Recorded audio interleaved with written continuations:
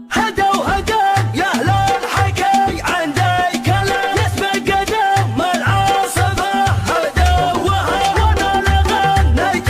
قصيده شقها وقلب معصم خلبي تقوها الحاج سلي ما بعد لحقك ملام سر البيوت النادرات ووها سلام يا منبر قصايدنا سلام يا غيث شيخة القصيد ونوها اقرب يا ابو خالد على راس السنه مرجلت فاحت وشب ضوها قبل تلل عليا هوا بين الجهه من مسك خالد لشفته توها من طناخه يجعل الثروه عدمها وبيحسب كثرها من شوها اسما يسجل في سجل الاحترام مجالس الطرات